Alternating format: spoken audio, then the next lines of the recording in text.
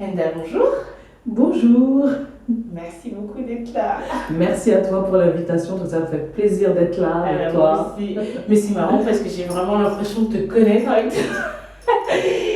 le livre. Oui, j'imagine.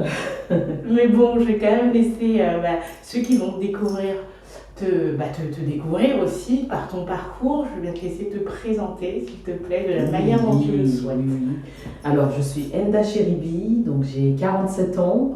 Je suis maman de 2 enfants. Donc, dans la vie, je suis conseillère en insertion socio-professionnelle.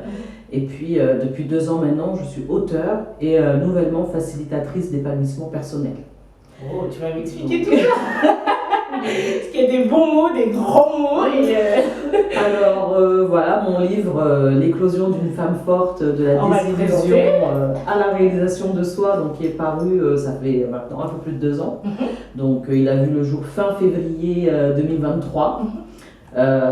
Donc j'ai écrit ce livre autobiographique donc, qui raconte mon histoire, mon parcours de vie, plus particulièrement les difficultés douloureuses que j'ai vécues, comme le deuil, la maladie, le divorce, la séparation, la trahison, la vie sans domicile fixe. Donc j'ai plus écrit ce livre, ce n'est pas tant pour me plaindre de ce que j'ai vécu, mais c'est surtout pour partager en fait la façon que j'ai eu de m'en sortir à chaque fois face à ces différentes épreuves, comment j'ai rebondi, comment j'ai tenu bon, comment j'ai pu arriver à la femme que je suis aujourd'hui. Et donc une fois que j'ai écrit mon livre, je me suis rendu compte que voilà, je pouvais faire bien plus pour accompagner les femmes. Pourquoi ? Parce que quand j'ai eu des retours de lectrices, j'ai vu qu'elles se sont reconnues dans mon histoire, qu'il y avait des choses qui les ont touchées, qui les ont, elles se sont retrouvées et elles ont compris qu'elles n'étaient pas seules. Et voilà, qu'on pouvait accomplir plein de choses si on en avait envie. Et j'ai pris du recul après l'écriture de mon livre. J'ai réfléchi, je me suis questionnée, je me suis posé des questions auxquelles j'ai cherché des réponses. Et je me suis dit qu'il fallait que je fasse quelque chose. Donc, comme je travaille à temps plein, finalement, j'ai créé mon accompagnement individuel en ligne, l'effet papillon.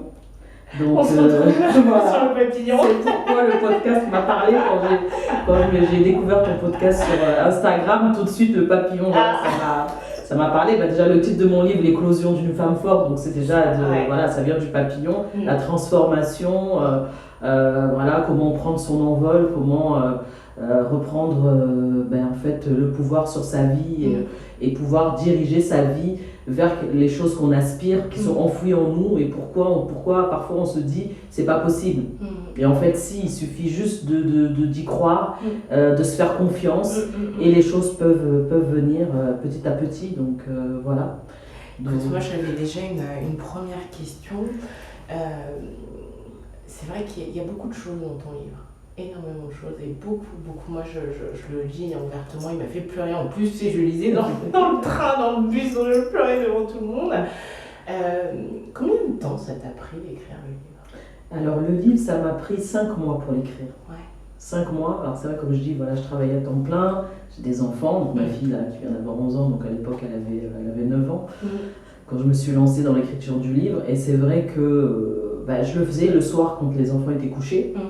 Donc tard, vers 21h, 22h, je me posais et puis comme j'avais bénéficié aussi d'un accompagnement, donc j'ai été accompagnée par Muriel, Miss Purple Coach, qui m'a accompagnée, donc il y avait une ligne de conduite, donc ça veut dire que j'avais une trame à respecter, chaque semaine on avait des zooms pour faire le point où on en était de l'écriture, et donc je devais avancer entre temps, donc j'avais ce défi de pouvoir accomplir à chaque fois, d'avancer sur l'écriture du livre. Ça n'a pas été facile, pourquoi ? Parce que je me suis replongée dans tout ce que j'ai vécu. C'est pour ça que je te posais la question. La douleur, la colère, la frustration, la culpabilité, toutes ces émotions où il y a des fois, j'aurais balancé l'ordinateur par la fenêtre. Ah bah oui. Où des fois j'étais en pleurs, des fois où j'étais haletante tellement j'étais en colère. Mais après j'y revenais parce que je me disais non, tu peux pas lâcher. Tu as un message à transmettre, tu as quelque chose à faire, donc tu peux pas lâcher. Il faut continuer. Donc je me suis tenue coûte que coûte et ça a donné ce livre parce que je voulais vraiment que le lecteur puisse s'identifier et ressentir les émotions.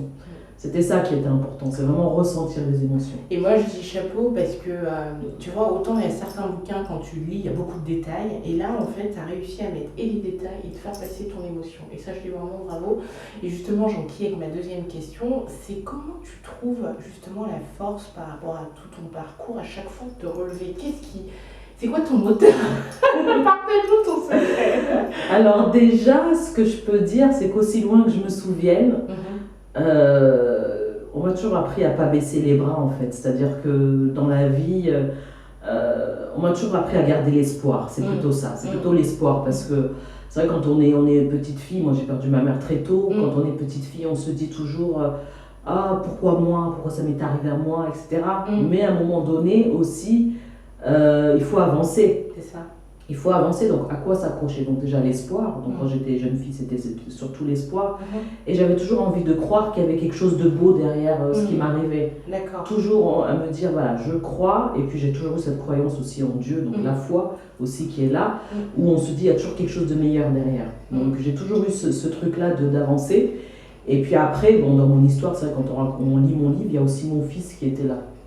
Donc quand on a des enfants, qu'on est mère soi-même, et que voilà, j'avais mon fils avec moi, donc quand, je me rappelle quand j'ai quitté le domicile conjugal avec mon fils qui avait 6 ans, je me devais de nous sortir de la situation dans laquelle on était, parce que si je faisais rien, c'était lui qui allait en subir les conséquences.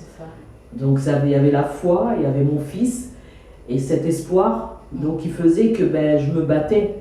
Comme une lionne en fait, une lionne qui a des petits, elle va se battre pour donner à manger à ses petits, elle va se battre pour leur donner un abri. C'était ça. Oui, mais justement, enfin, c'est pour ça que je te pose cette question-là, parce qu'aujourd'hui, il y a encore beaucoup de gens, tu vois, qui souffrent et qui n'ont pas cette résilience, qui n'ont pas cette, comme tu dis, ce côté lion de se relever, et c'est pour ça que je te dis vraiment... ça n'a pas été facile. Hein. Ah bah oui, c'est pas quelque chose de simple de se dire ça y est, je me bats, hop, il m'arrive ça, allez, je me bats. Non, il y a quand même le moment où on sombre, parce que voilà, on sombre, ça ne peut pas se relever tout de suite. On va sombrer, et puis arrive un moment où tu te dis mais si je reste comme ça, dans cet état léthargique, je fais rien, je vais rester là. Mais il y en a qui pensent pas comme ça, justement. Je pense que c'est un état d'esprit. C'est un état d'esprit, c'est-à-dire ça se développe. Ça ne va pas arriver comme ça en claquant des doigts, tu as cet état d'esprit. Soit tu l'as développé et donc c'est en toi et tu vas pouvoir le développer de plus en plus et le mettre en application tous les jours. Soit tu l'as pas et il va falloir chercher au fond de toi où est-ce que est cette résilience pour pouvoir la développer. Et dans mon accompagnement aujourd'hui, c'est ce que j'apprends aux femmes justement, c'est que malgré tout ce que tu as vécu, à l'intérieur, dans tout ce qui est négatif en fait, le négatif, les mauvaises choses qu'on a vécues, la douleur qu'on a traversée, etc., il y a quand même du bon qui en ressort. Ouais, mais ça, il faut quand même avoir beaucoup de maturité pour tout à fait. avoir ce recul-là, parce que c'est pas tout le monde, il y a encore beaucoup de gens aujourd'hui, dès qu'ils ont des choses d'ailleurs, enfin, beaucoup de gens se reconnaissent, tu sombres un peu, c'est pour ça aussi que le taux de dépression augmente. Oui, tout à fait. Après, c'est la phase d'introspection aussi, c'est-à-dire qu'il faut se rechercher dans tout ce qu'on a vécu. C'est difficile de se replonger dans ce qu'on a traversé, les épreuves qu'on a vécues, mais il faut s'y replonger justement pour analyser, décortiquer et voir justement qu'est-ce qui m'a amené là, pourquoi j'ai fait ça, pourquoi on m'a blessé comme ça, pourquoi on agit avec moi comme ceci, comme cela. Parce qu'il y a des choses à travailler en nous pour éviter justement de reproduire le schéma. Donc, et ça peut aussi nous aider à nous dire, effectivement, je peux enlever ce poids de culpabilité parce que il s'est passé ça, parce qu'on a des explications, on a des raisons, parce que des fois on met un mouchoir sur la douleur, on met un mouchoir, c'est plus facile. Voilà, et on va tout de suite éviter d'en parler parce qu'on se dit si j'en parle, je vais avoir cette culpabilité, on va me pointer du doigt, etc.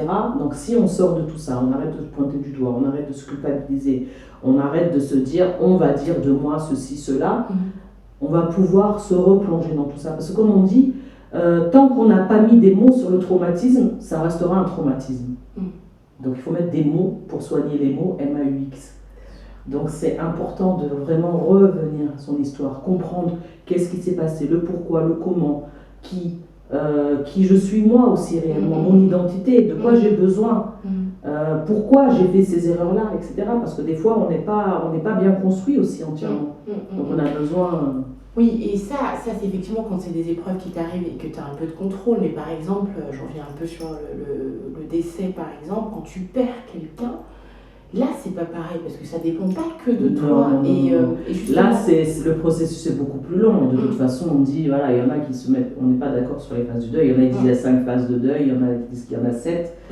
Donc, mais bon, tout ça pour dire déjà, tant qu'on n'accepte pas le départ de la personne défunte, on ne va pas pouvoir faire ce travail de reconstruction. Donc déjà, au départ, on est dans le déni, on est dans la colère, on envoie la terre entière. Donc ça va prendre du temps. Et selon la personne, ça prendra pas le même temps. Donc ça peut prendre quelques mois, ça peut prendre des années pour certains. Mais une fois qu'on sort du déni, de la colère et qu'on commence à être dans l'acceptation, on va pouvoir déjà commencer à comprendre pourquoi on était dans cet état de tristesse, etc. Parce que le plus dans tout ça, c'est nous, parce qu'on se dit on ne va plus voir la personne. De plus voir la personne, de devoir vivre dans son souvenir, c'est quelque chose qui est dur.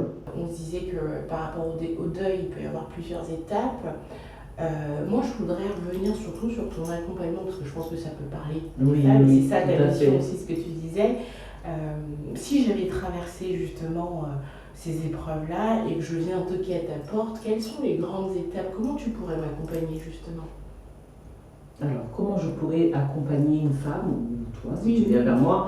Alors déjà, dans un premier temps, je propose un rendez-vous métamorphose offert de 30 minutes, qui se fait en ligne. Donc via un lien Calendly, la personne s'inscrit, et donc on partage 30 minutes justement pour savoir quels sont les besoins de la personne. Déjà d'une part, donc si c'est par rapport au deuil, par rapport à la maladie, par rapport au divorce ou à la séparation. Et ensuite, donc je vais aborder moi l'accompagnement. Donc mon accompagnement individuel en ligne, c'est en 5 étapes. Donc j'explique les différentes étapes de l'accompagnement, comment ça va se dérouler. Et par rapport au deuil, si c'est le deuil par exemple, donc de toute façon chaque personne elle a une histoire différente. Ah bah oui, c'est sûr. Donc c'est pourquoi on va partir de l'histoire de la personne. Ça veut dire que la personne, elle va d'abord me définir son histoire. Elle m'a raconté son histoire, me donner les grandes lignes. Et à partir de là, je vais adapter moi le parcours par rapport à la personne. Donc par rapport au deuil, on va demander justement d'expliquer quels sont ses liens avec la personne, quand le deuil s'est produit, par rapport aux différentes étapes du deuil, elle en est où, voilà, qu'est-ce qu'elle attend justement d'un accompagnement et vers quel objectif on va aller. Et à partir de là, donc, je vais établir par rapport à mes 5 étapes, qu'est-ce qui va correspondre dans ces 5 étapes à cette personne. D'accord. Et on va commencer donc l'accompagnement, si elle est d'accord. Donc, je vais lui expliquer comment je vais l'aider. Je vais lui dérouler les étapes. Si elle est OK, on démarrera l'accompagnement. Donc il se fait en 3 mois sur 12 séances. Donc 12 séances, une fois par semaine dans l'idéal. Après, on peut étaler un petit peu pour les personnes qui ont besoin qu'on étale un peu plus dans le temps. Je peux m'adapter. Voilà. Et tu disais tout à l'heure que c'était un peu ta mission aujourd'hui. Comment tu as su justement que c'était ta mission? Parce que je pense que c'est aussi un point qui peut intéresser beaucoup de gens. Oui, alors c'est vrai que ce que j'ai fait, c'était... on a fait un 360 branding. Donc en fait, c'est un questionnaire que je vais poser à des personnes qui me connaissent de mon entourage. Pas forcément des personnes qui me connaissent parfaitement. Donc ça peut être des personnes, on est collègues. On s'est déjà rencontrés plusieurs fois, il y a des personnes proches, des membres de ma famille, etc. Et en fait, il faut qu'il y ait au moins 30 personnes qui répondent à ce questionnaire. D'accord. Et les personnes vont dire ce qu'elles pensent de moi. Donc ça peut être par rapport comment je suis en tant qu'amie, en tant que personne, ce qu'elles peuvent dire de moi, quelles sont les qualités qui ressortent le plus chez moi, quels sont mes défauts. Quelle est ma couleur favorite? Si j'étais un animal, quel animal je serais? D'accord. Enfin, toutes ces choses-là. Et en fait, le retour a été très, comment je pourrais dire, surprenant, parce que quand on voit que les personnes ont vraiment ressorti, sans se connaître, parce que pas toutes les personnes ne se connaissent, etc. Oui, j'imagine. Et elles répondent en plus de manière anonyme. Donc, beaucoup de choses sont ressorties sur ma personnalité. Donc, ça m'a convaincue sur qui je suis en tant que femme.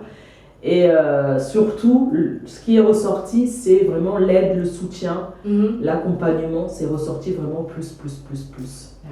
Et donc, c'est comme ça que je savais que j'allais sur la bonne voie. Après, quelque part, il n'y a pas de hasard. J'ai toujours travaillé dans l'aide à la personne. Donc j'ai été, avant d'être conseillère en insertion socio-professionnelle pour les jeunes, donc là en mission locale 16 à 25 ans. Avant ça, j'ai travaillé 14 ans pour l'accompagnement des familles en difficulté. Ah oui. Donc voilà, Oui. quelque part, il n'y a pas de hasard. Et avec l'écriture de mon livre, c'était plutôt une révélation. Une révélation où là on se dit, ben, la particularité aujourd'hui c'est les femmes. C'est les femmes. Et j'ai à cœur d'accompagner les femmes aujourd'hui. J'ai commencé à en accompagner quelques-unes, alors pas évident quand on travaille à temps plein. Donc là j'en suis à 3 femmes. Bravo, j'accompagne. Bravo, bravo. Voilà. Donc je compte pas m'arrêter là. C'est que le début. C'était ma question. Voilà. Ma question d'après, c'est du coup, est-ce que tu envisages peut-être demain de faire de cet accompagnement-là ton activité principale? Tout à fait. Donc là, pour le moment, je viens de déposer mon dossier pour le concours Pitch Entreprendre à Gennevilliers, parce que je suis à Gennevilliers, donc je viens de déposer mon dossier. Donc justement, pour voir, parce que là, du coup, c'est pour gagner un prix. Donc il y a 3 prix qui sont proposés. Donc, et donc il y a un financement, et puis également le fait de se faire connaître, élargir son réseau, voilà, qui peut m'apporter un plus. Donc déjà, voilà, je commence petit à petit. Écoute, moi j'admire vraiment quand une personne trouve comme ça sa mission de vie et le fait, parce que je pense que tu le fais avec beaucoup de portée. Et ça, c'est le plus important. Oui. En tout cas, je vois par rapport aux les femmes que j'ai accompagnées, là, les 3 femmes, je termine avec la 3e là, incessamment sous peu. Et je sais que je me plais dans cet accompagnement. C'est quelque chose que, voilà, quand je finis la session, je suis transportée de joie et je sais que c'est ça. C'est mon but. Hâte que tu puisses faire le 3, enfin que tu puisses basculer là-dessus. Oui, bien. Tout à fait. Là, c'est vraiment. Pour moi, c'est ça. C'est-à-dire arriver à développer ça. Ça peut être aussi à grande échelle, pourquoi pas. Oui. Mais dans un premier temps, voilà, on commence doucement. Si ça peut devenir après associatif, ça peut. Voilà, il y a plein de choses qui peuvent se faire derrière. Là, pour l'instant, voilà, on commence tout doucement. On va voir où est-ce que ça va me mener. Bon, en tout cas, je suis ouverte. Je pense que ça va nous mener vers des grandes choses. Voilà, j'espère aussi. Et juste une dernière question avant de passer justement à tes projets. Si j'étais un jeune, un petit jeune de 18 ans, 19 ans, et que je traverse justement ces difficultés-là, sans recul de la vie, qu'est-ce que tu pourrais me dire? Qu'est-ce que tu pourrais me donner comme conseil? Alors, c'est vrai que les jeunes, souvent, c'est un peu compliqué, parce que moi qui les côtoie tous les jours en mission locale, les jeunes, souvent, ils viennent, ils te disent, voilà, je cherche une formation, je cherche un emploi, sauf que il y a plein de freins autour qu'il faut lever. Donc des fois, il y a une rupture familiale, il n'a pas de logement, il y a la précarité, il est dans le besoin, il y a plein de choses qui vont bloquer autour. Donc en fait, c'est lever les freins avant d'aller sur la formation et l'emploi. Donc on va justement l'aider à y voir plus clair, on va essayer de réfléchir un petit peu, à quoi il aspire, quels sont... Par rapport aux difficultés, le faire parler, parce que c'est pas évident aussi d'avoir le retour sur sa vie privée. Donc il faut créer une relation de confiance. Il faut créer une relation de confiance, lui montrer qu'il peut parler en toute sérénité, en toute confiance. Quand le travail de la confiance là il est mis, le jeune il va pouvoir s'ouvrir et partager ses difficultés. Donc une fois qu'il partage ses difficultés, on va essayer de petit à petit débloquer tout ce qui ne va pas autour de lui. Donc c'est un problème de logement, on va faire appel à des partenaires. On a toujours des partenaires avec qui on travaille en mission locale.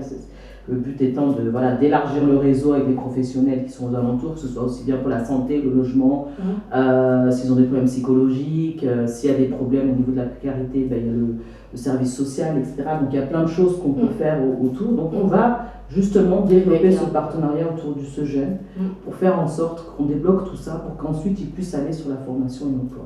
Eh ben super, écoute, dernière partie, on va passer sur tes projets et surtout sur les questions signatures.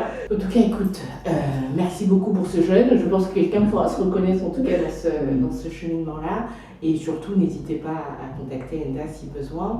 Et dernier point, quels sont tes projets? Du coup, on en a un peu parlé, mais quels sont tes projets pour la suite de cette année? Comment tu l'envisages? Alors déjà, d'une part, comme j'ai dit tout à l'heure, j'y vais doucement. Voilà, et sûrement. Voilà, vaut mieux aller doucement. Pourquoi? Parce qu'on planifie les choses, certes, mais il y a les aléas de la vie, il ne faut pas l'oublier. Donc parfois, on se projette et puis par moments, ça ne va pas forcément comme on veut. Mais il y a une ligne de conduite. Donc cette ligne de conduite, elle est là. Donc pour moi, c'est vraiment déjà d'une part de ne pas perdre de vue les opportunités que je peux avoir, déjà. Et puis deuxièmement, c'est là où je peux me frayer un chemin, je vais le faire. Ça c'est bien, ça j'aime bien la façon dont tu dis, tu es hyper opportuniste. Alors je peux me frayer un chemin, j'y vais. C'est ça aussi, c'est-à-dire qu'il faut être à l'écoute, il faut être attentif aux opportunités. Parce que si on se dit, j'attends les opportunités et puis je fais rien. Ouais, c'est vrai. On peut, voilà, il y a plein de choses qui peuvent nous passer sous le nez et puis on ne va pas avancer. Donc en l'occurrence, pour moi, saisir les opportunités, c'est comme pour te rencontrer d'ailleurs. Voilà, j'ai pas hésité à t'écrire sur Instagram, mais me voilà. Je veux dire quelque part, c'est ça aussi. C'est ça, mais non, voilà, il faut être provoquer, acteur de sa vie. Il faut provoquer les choses. Donc je vais continuer comme ça, sachant, comme je t'ai dit, je me suis inscrite à un concours. Ça aussi, c'était pas quelque chose qui était prévu forcément, mais j'ai vu qu'il y avait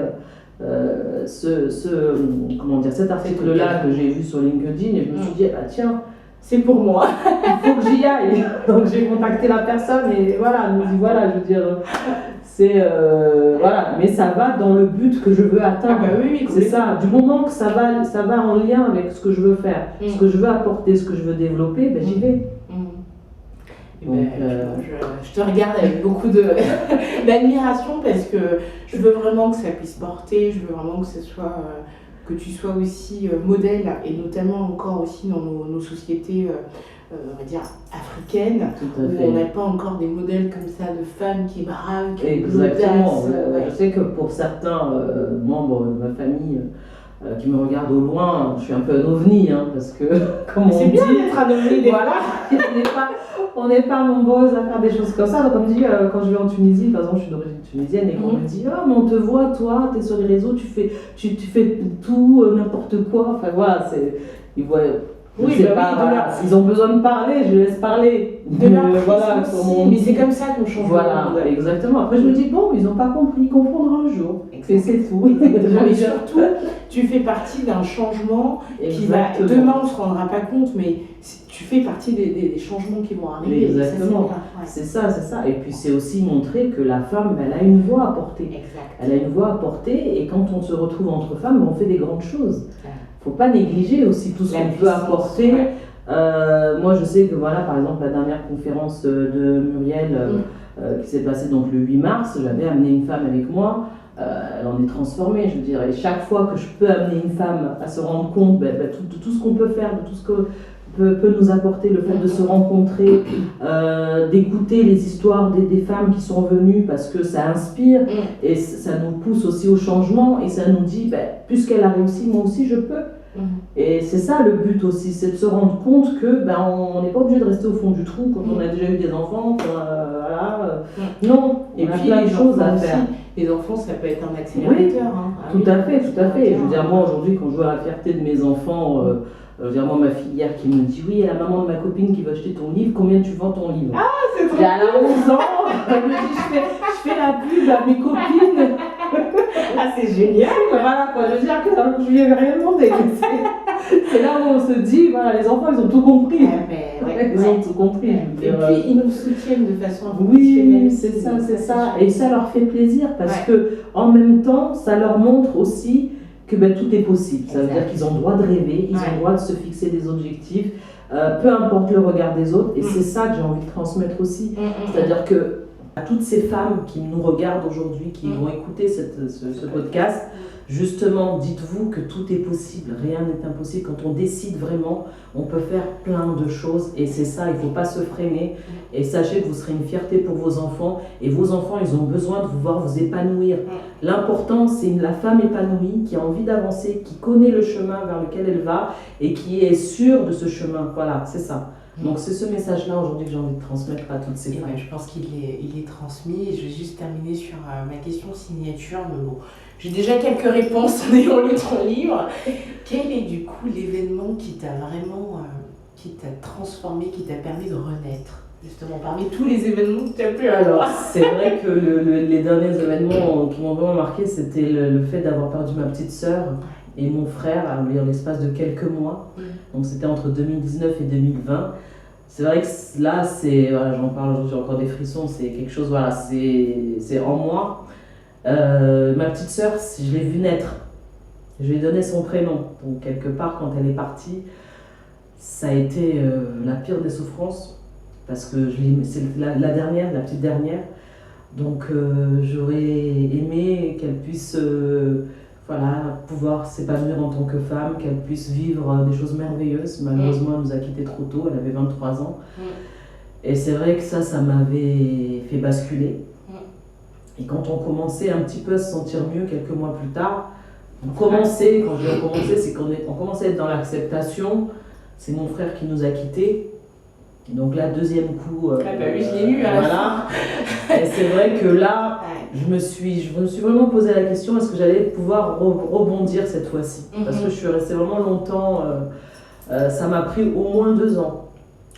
Au moins 2 ans où je me suis vraiment vraiment laissée aller cette fois-ci. Et là, c'est après, en repensant à eux, parce qu'après, on voit différemment. Les personnes qui sont parties, on les voit différemment, c'est-à-dire dans le sens où on se dit, il faut que je me raccroche à ce que j'ai eu de positif avec eux. Et je me suis raccrochée à qui ils étaient. Et je me rappelle que ma petite sœur, c'était une rêveuse. Elle avait des rêves et elle parlait tout le temps de ce qu'elle ferait plus tard. Tout le temps, tout le temps, tout le temps. Mon frère, c'était un entrepreneur. Donc, il a tenté plein de choses, il a échoué, il a recommencé, etc. C'était un amoureux de la musique. Et là, à un moment donné, je me suis dit, mais non, mais en fait, tu fais du n'importe quoi, tu es là, tu te laisses couler, mais ils n'auraient pas voulu que tu te laisses couler, en fait. Et c'est là où j'ai eu ce déclic en moi, où je me suis dit, pour eux, je dois rebondir, je dois faire quelque chose de ma vie. Et c'est à partir de là où j'ai cheminé, donc il y a eu l'écriture de mon livre, il y a eu l'accompagnement, etc. C'est comme si, quelque part, ils m'ont porté, ils m'ont redonné cette force et cette envie d'avancer. Ouais. Et merci. Je t'en prie, merci à toi. Je suis émue, tu m'as enlevé les mots de la bouche, parce que même moi, tu sais, en lisant le livre et tout, on va clôturer là-dessus, je lis, et puis à la fin, je me dis, mais non, encore. Après toutes ces épreuves, et franchement, c'est pour ça que je te l'ai déjà dit, mais je te le redis encore, bravo, parce que, pas bravo pour les épreuves, parce qu'on n'est jamais content de vivre des épreuves, mais bravo pour cette résilience, bravo aussi de le partager, parce que, tu vois, il y a beaucoup d'humilité quand tu lis ça, quand tu n'as pas vraiment traversé toutes ces épreuves-là, tu as beaucoup d'humilité, et puis tu te sens, tu sais, tu prends une claque. Tu prends une claque parce que tu te dis, ah c'est bon, j'arrête de me plaindre pour certaines choses, parce qu'il y a plus grave, et il y en a qui se relèvent aussi, quoi. Tout à fait. Mais même en ayant vécu tout ça, en l'ayant partagé dans mon livre, aujourd'hui encore, on découvre des histoires. Je pense à Canel Bella, je pense à Astrid Nion Bella, je pense à Claire Leroux, je pense à Isha Diakité. Voilà, je vois toutes ces femmes qui ont écrit dernièrement sur leur histoire personnelle. Et comme tu dis, on se prend toujours des claques. Et voilà, on a tous des épreuves qu'on a vécues qui nous ont vraiment mis à terre. Mais si moi j'ai réussi à m'en sortir aujourd'hui, toutes les femmes le peuvent. Donc voilà. Sur ces belles paroles, merci Elsa. Merci Princia. Merci beaucoup. On va encore collaborer, ça c'est sûr. J'espère. Merci beaucoup.